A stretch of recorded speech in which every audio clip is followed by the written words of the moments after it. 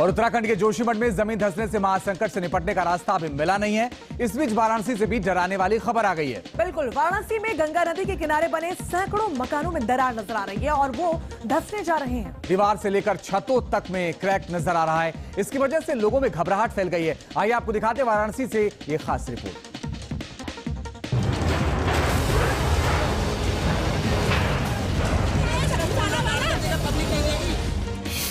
जोशीमठ के बाद वाराणसी में डरावनी तरह खिसकती जमीन, सिसकती जिंदगी। जोशीमठ जैसा हुआ वाराणसी का हाल।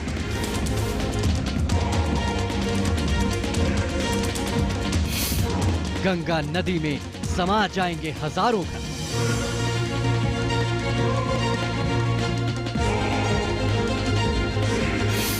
डरा रहे हैं वाराणसी से तरकते घाट।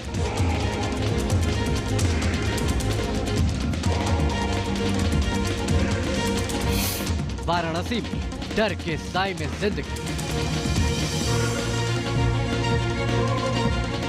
जोशीमठ के बाद अब वाराणसी में भी लोगों के अस्तित्व पर खतरा मंडराने लगा है। दुनिया की सबसे पुरानी नगरी काशी में गंगा किनारे हजारों मकान टेढ़े होकर धंसते जा रहे हैं। मकानों में बड़े बड़े क्रैक हो गए।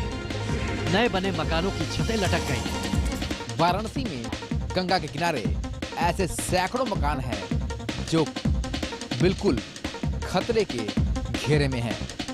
कई मकान के तो स्ट्रक्चर तक टेढ़े हो चुके हैं। आप तस्वीरों में देख सकते हैं कि किस तरीके से मकान एक तरफ झुक चुका है। और खास बात तो ये है कि इन मकानों में अभी भी लोग रह रहे हैं अपने पूरे परिवार के साथ। और मकान की स्थिति क्या है ये आप तस्वीरों के माध्यम से देख सकते हैं। काशी में गंगा घाट के किनारे जिस तरह हजारों मकान टेढ़े हो रहे हैं और फटते जा रहे हैं, उससे चिंता बढ़ चुकी है। आलम ये कि गंगा के किनारे सामने सारे घाट के पास महेश नगर में मकानों को देखकर ऐसा लग रहा है जैसे ये मकान कभी भी ताश के पत्तों की तरह ढह सकते। सवाल ये उठता है, क्या फिर इंतजार किया जा रहा है किसी हादसे का? क्योंकि जिस तरीके से प्रदेश में हादसे हुए हैं उससे ये बात साबित हो रही है कि ये सारे हादसे कहीं न कहीं लापरवाही की बड़ी सौगात है।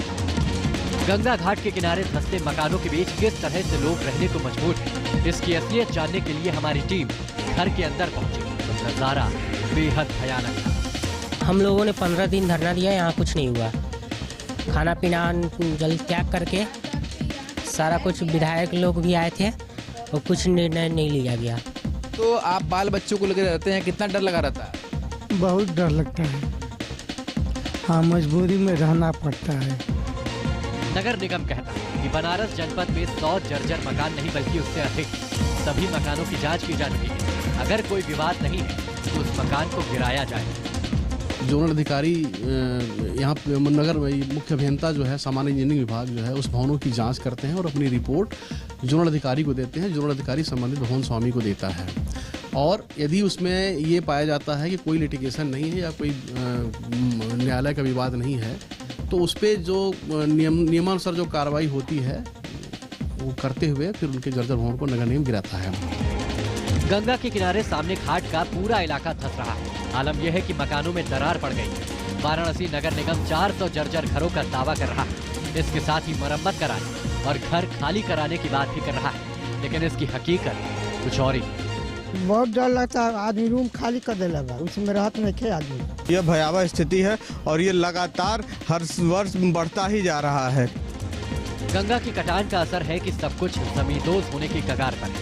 विशेषज्ञों की माने तो कटान को रोकने के लिए सिर्फ बोल्डर ही नहीं बल्कि यहाँ पक्के घाट बनाने पड़ेंगे, तभी इसको रोकने में थोड़ी मदद मिल पाएगी।